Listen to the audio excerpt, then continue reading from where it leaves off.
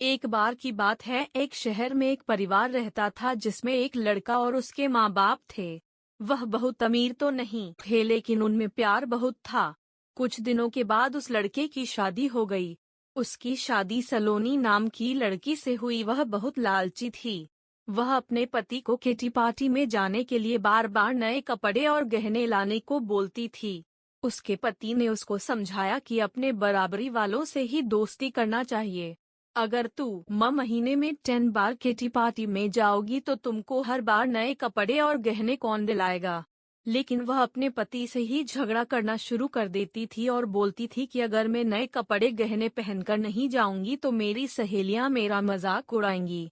तुम ज्यादा कमाने की तो सोचते नहीं बल्कि मुझे ही रोकते रहते हो डंडा। इसके बाद वह अपनी सास के पास गई और बोली, माँ जी आप मुझे अपने गहने दे दीजिए, मुझे किटी पार्टी में पहन कर जाना है।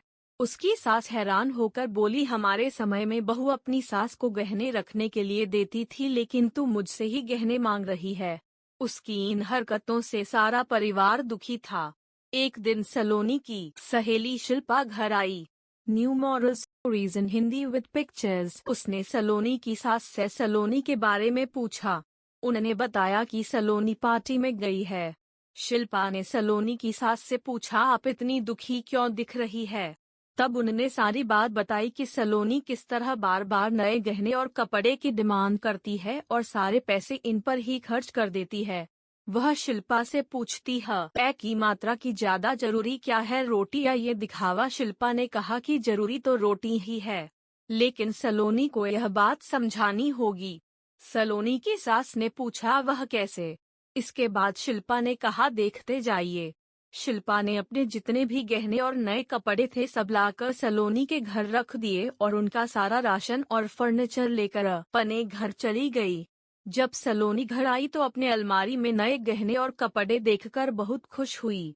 इसके बाद वह अपनी सास से बोली, यह किसके है। तो उसकी सास बोली, यह सब तेरे हैं, तुझको अब जितना बदल कर पहनना है पहन ले।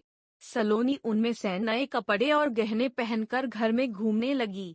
कुछ देर के बाद वह जब रसोई में गई तो उसने देखा कि घर का सारा राशन गायब था। राशन के डिब्बों में गहने थे। वह अपनी सास से बोली, यह क्या है, घर का सारा राशन और फर्नीचर कहाँ गया। उसकी सास बोली, वह सब बेचकर ही तेरे लिए नए गहने और कपड़े लेकर आए हैं, अब तू इनको ही बदल बदल कर पहन। सलोनी बोली, लेकिन गहनों से पेट थोड़ी भरेगा, खाना तो खाना ही पड़ेगा। तभी सलोनी की सहेली शिल्पा भी आ गई। उसने कहा, जब पहले तुम्हारी सास ने तुमको समझाया तब तुम नहीं मानी, इसलिए हमने यह सब किया। अगर तुमको लगता है कि तुम्हारा पति पर्याप्त नहीं कमाता तो तुम खुद नौकरी क्यों नहीं करती। तुमको इन फालतू के दिखावे से बचकर अपने घर पर ध्यान देना चाहिए। अब सलोनी को अपनी गलती का एहसास हो चुका था। मॉरल ऑफ द स्टोरी, सीख, हमें फिजूल खर्ची से बचकर जरूरी चीजों पर ध्यान देना चाहिए।